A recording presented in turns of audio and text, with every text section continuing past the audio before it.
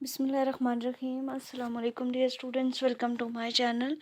MT 601 की assignments आ चुकी हैं। फर्स्ट असाइनमेंट है आपकी फॉल 2025 की, जिसकी लास्ट डेट 24 नवंबर 2025 है। मैं अभी आपके साथ जो है वो सोल्यूशन शेयर करूँगी सेक्शन इंचार्ज इरफानुल्लाह का, और डॉक्टर मोहम्मद नदीम का भी मैंने बना लिया है, वो भी इंशाल्लाह नेक्स्ट वीडियो में शेयर करती हूँ। तो इसके अलावा जो सेक्शन इंचार्ज की असाइनमेंट्स आई हुई हैं, व्हाट्सएप ग्रुप का लिंक डिस्क्रिप्शन बॉक्स में दिया हुआ है, आप उसको ज्वाइन करें और मुझे इस क्वेश्चन फाइल सेंड कर दें टाइमली, ताकि जो है वो आपकी असाइनमेंट टाइम से अपलोड हो सकें। तो सेम एज़ इट इज़ आपने क्वेश्चंस को फॉलो करना है, कोई इसमें चेंजिंग्स करने की ज़रूरत नहीं है। हाँ, थोड़ा बहुत जो चेंज करना है उसमें यह है कि आप कुछ स्टेप्स को एक्स्ट्रा कर सकते हैं, या फिर ये है कि आप कुछ कम कर सकते हैं, डिपेंड्स ऑन यू। बट आप एज़ इट इज़ भी इस असाइनमेंट को लिख सकते हैं, आपको किसी किस्म का कोई कॉपीराइट नहीं आएगा।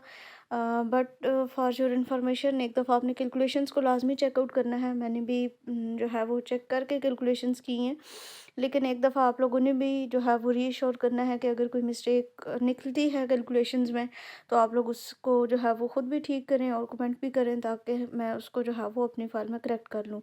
और इसके अलावा अगर किसी स्टूडेंट ने पेड असाइनमेंट बनवानी है MS वर्ड में, तो वो मुझसे कॉन्टैक्ट कर सकते हैं। इंशाल्लाह 100% करेक्ट जो है वो सोल्यूशन आपको मिल जाएगा। नंबर ये दिया हुआ है 031914700250। अच्छा जी, चलें असाइनमेंट स्टार्ट करते हैं। 40 मार्क्स की आपकी असाइनमेंट है, 4 क्वेश्चन है, 10 मार्क्स की असाइनमेंट है। एक ही असाइनमेंट इसकी आती है, लेकिन से टिका के लंबी सी असाइनमेंट देते हैं। तो क्वेश्चन देखें जी। क्वेश्चन नंबर 1 है हमारे पास। इसमें जो चीज़ें गिवन है, मैं डायरेक्टली आपके पास सोल्यूशन के ऊपर जाऊंगी, साथ साथ क्वेश्चन भी हमारा इसमें आ जाएगा।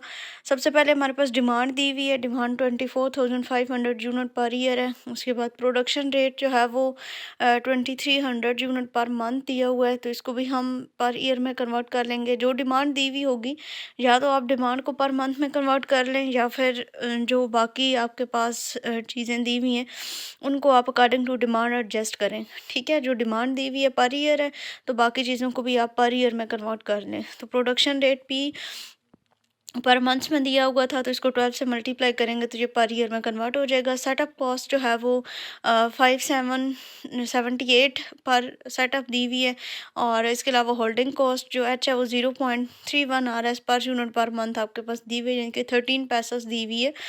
और इसको हम पर ईयर में अगर कन्वर्ट करें तो 1.56 rupees per unit per year जो है वो कन्वर्ट हो जाती है। पर मंथ दी हुई है, इसको हम 12 से मल्टीप्लाई करेंगे तो आपके पास जो है ये पर ईयर में कन्वर्ट हो जाएगी। अब हमने फाइंड क्या करना है, हमने मैक्सिमम इन्वेंट्री जो है वो फाइंड करनी है। अच्छा, सबसे पहले मिक्स इन्वेंट्री फाइंड करने के लिए ऑब्वियसली आपके पास जो है वो प्रोडक्शन मॉडल का जो फार्मूला होता है, इकोनॉमिक प्रोडक्शन क्वांटिटी जिसको कहते हैं, 2DS Q star is equal to 2DS divided by H into 1 minus D over P. अगर आप अपने हैंडआउट्स में देखें तो उसमें C की फॉर्म में आपको कुछ वैल्यूज़ दी हुई होंगी, C2 C3 की फॉर्म में, तो आप चाहें तो उस तरह से भी लिख सकते हैं। ये इस तरह से हो जाता है ईजी आपके लिए कि जो आपको कन्फ्यूजन नहीं होती है कि डिमांड है तो उसको आप DC डिनोट कर दें, सेटअप कॉस्ट है तो उसको आप ऐसे डिनोट कर दें, होल्डिंग कॉस्ट तो H ही होती है। ठीक है, होल्डिंग कॉस्ट आपको आपकी बुक में C3 के नाम से मिल जाएगी। मैंने यहाँ पे H यूज़ कर लिया है, कोई इसमें जो है वो डिफरेंस नहीं है, इसको आप एज इट इज़ रखें। 2DS divided by H into 1 minus D over P, और प्रोडक्शन रेट के लिए P ही आपका यूज़ होता है आपकी बुक में भी। तो सबसे पहले इसमें वैल्यूज़ हमने पुट की है सिंपली, जो भी हमने कैलकुलेशंस की थी। अब ये चीज़ तो मैं आपको दिखा नहीं सकती, बिल्कुल सिंपल है। आपने कैलकुलेटर यूज़ करना है और इसकी कैलकुलेशंस करनी है, तो ये कुछ वैल्यूज़ जो हैं वो आपके पास आ जाएंगी। उसके बाद इन्वेंट्री फाइंड करने के लिए जो फार्मूला है वो आपके पास है Q star into 1 minus D over P, आप मैक्सिमम इन्वेंट्री का।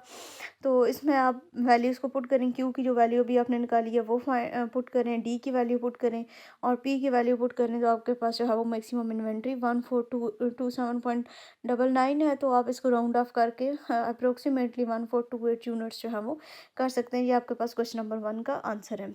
क्वेश्चन नंबर 2 है, इसमें हमने टाइम फाइंड करना है, time between orders and time of manufacturer, ये दोनों चीज़ें हमने फाइंड करनी है। और इसमें जो चीज़ें गिवन है, डिमांड हमें दी हुई है, ये भी पर ईयर में दी हुई है, तो बाकी अब चीज़ों को हम पर ईयर में कन्वर्ट कर लेंगे। Production rate 2550 units per month दिया हुआ है, इसको पर ईयर में कन्वर्ट कर लिया। उसके बाद सेटअप कॉस्ट, इसको मैंने ऐसे डिनोट किया है 670 आ रहा है। होल्डिंग कॉस्ट पर मंथ दी हुई है, इसको भी मैंने पर ईयर में कन्वर्ट कर लिया। ज़ीरो पॉइंट यानी कि 23 यूनिट दी हुई थी, तो हमने इसको मल्टीप्लाई किया 12 के साथ, तो 2.76 यूनिट पर ईयर जो है ये आपके पास आ गई है। तो सबसे पहले फार्मूला क्यू हम फाइंड करेंगे, क्योंकि हमने क्या क्या चीज़ें टाइम फाइंड करना है, तो टाइम में भी क्यू जो है वो यूज़ होता है, तो इस वजह से पहले हमें क्यू फाइंड करना पड़ेगा। Q is equal to under root 2 D S divided by H into 1 minus D और पी। जब प्रोडक्शन रेट दिया हुआ हो तो ये फार्मूला लगता है। वैल्यूज़ को पुट करने के बाद इसकी कैलकुलेशंस की है, तो सिंपली आपके पास क्यू का जो आंसर है 642। यहाँ पे आप वैल्यूज़ पुट कर सकते हैं, एक स्टेप एक्स्ट्रा कर सकते हैं फॉर चेंजिंग्स। इधर जैसे हमने अभी फर्स्ट क्वेश्चन में किया था, अंडर रूट के अंदर 2 इंटू डी की वैल्यू भी आप पुट करें, एस की वैल्यू भी पुट करें, और नीचे होल्डिंग कॉस्ट की, इनके एच की और डी की और पी की वैल्यूज़ पुट करके, और उसके बाद कैलकुलेट करके आप ये इसका आंसर आपका निकलेगा। डायरेक्ट भी लिख सकते हैं, कोई इशू नहीं है। अब टाइम फाइंड करना है, तो टाइम का फार्मूला आपके पास T is equal to Q direct divided by D होता है। तो इसको मंथ्स में कन्वर्ट करने के लिए हम साथ में क्या करेंगे, 12 से मल्टीप्लाई कर देंगे, क्योंकि टाइम जो है उसको हम पर मंथ्स में कन्वर्ट करना चाह रहे हैं। टाइम के लिए इसमें वैल्यूज़ पुट की हैं, क्यू स्टार की और डिमांड की, और ये पर ईयर में है, क्योंकि ये दोनों चीज़ें हमने पर ईयर में फाइंड आउट की थी, और टाइम को हम पर मंथ में कन्वर्ट कर लेंगे। 12 से मल्टीप्लाई करेंगे तो 3.426 जो है ये इसका आंसर आ जाएगा। तो जो फर्स्ट हमारे पास है, इसको राउंड ऑफ करके हम 3.43 मंथ्स जो है वो लिख सकते हैं, और ईयर्स में इसकी वैल्यू 0.285512 थी, उसको हमने मंथ्स में कन्वर्ट कर लिया है। उसके बाद टाइम ऑफ मैन्युफैक्चरर जो है ये हमने, यानी कि कितना टाइम लगा है उस पीरियड को मुकम्मल होने में। टाइम ऑफ प्रोडक्शन क्या है, production time in months Q's direct divided by production rate per month. जो अभी हमने जो है वो वैल्यूज़ निकाली है, पहले प्रोडक्शन टाइम जो हमने, हमारे पास क्यू स्टार की वैल्यू आई है वो हमने पुट की है, और डिवाइडेड बाय प्रोडक्शन रेट, जो प्रोडक्शन पी की वैल्यू दी हुई थी वो हमने पुट की है। तो इसको डिवाइड करने के बाद 2.519 पर मंथ, तो time to manufacture is 2.52 months आ जाएगा।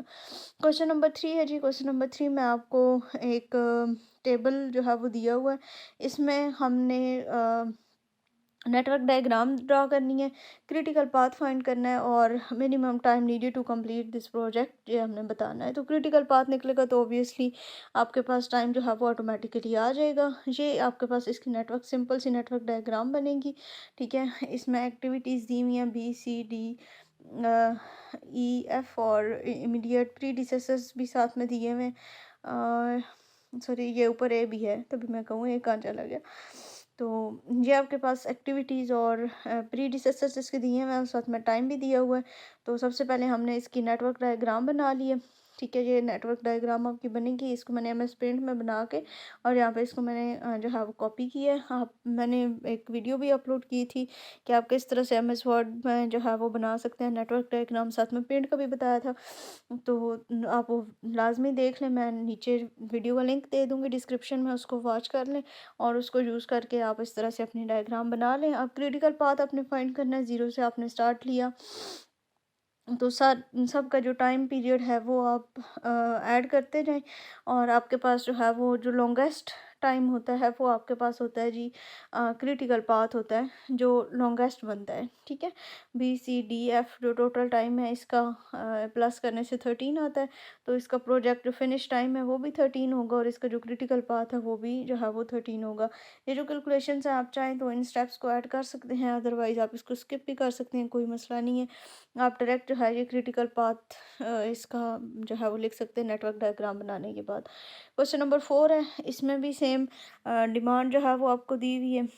ठीक है, और इसके अलावा कॉस्ट जो है वो आपके पास दी हुई है। इन्वेंट्री कॉस्ट जो है वो आपने फाइंड करनी है, total inventory cost, item cost वगैरह इसमें दी हुई है आपके पास। तो इसमें भी क्यों इसमें होल्डिंग कॉस्ट दी हुई है, और एनुअल डिमांड आपके पास दी हुई है, ऑर्डरिंग कॉस्ट जो है वो दी हुई है।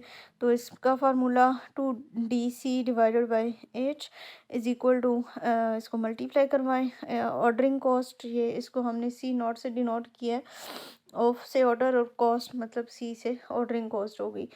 तो इसको आपने इसमें वैल्यूज़ पुट की, क्यू की वैल्यू आपके पास आ गई, और इसके अलावा टोटल एनुअल इन्वेंट्री कॉस्ट, ये कंपेयर की उस direct with shortage cost capacity जो यहाँ पे गिवन है उसके साथ हमने इसको कंपेयर किया, तो ये लेस देन आ रही है। So capacity does not constraint E O Q, तो हम जो है यहाँ पे क्यू स्टार को यूज़ करेंगे टोटल एनुअल इन्वेंट्री कॉस्ट को फाइंड करने के लिए। ऑर्डरिंग कॉस्ट का फार्मूला, होल्डिंग कॉस्ट का फार्मूला और परचेज कॉस्ट का फार्मूला, सबसे पहले हम इन सब को कैलकुलेट कर लेंगे, वैल्यूज़ इसकी निकालेंगे ऑर्डरिंग कॉस्ट की, होल्डिंग कॉस्ट की और परचेज कॉस्ट की। तो टोटल इन्वेंट्री जो है वो इन सब वैल्यूज़ को ऐड करने से आपके पास टोटल इन्वेंट्री कॉस्ट 208,687.33 जो है वो आ जाएगी। तो ये आपके पास असाइनमेंट का सलूशन था, काफ़ी लंबी थी लेकिन हमने इसको कवर किया है। और कैलकुलेशन में कोई मिस्टेक हो तो आप लोग हाईलाइट कर सकते हैं, बाकी 100% एक्यूरेट है। आप इसको एज इट इज़ लिखें और अपनी असाइनमेंट जो है वो सबमिट करवाएं। अल्लाह हाफिज़।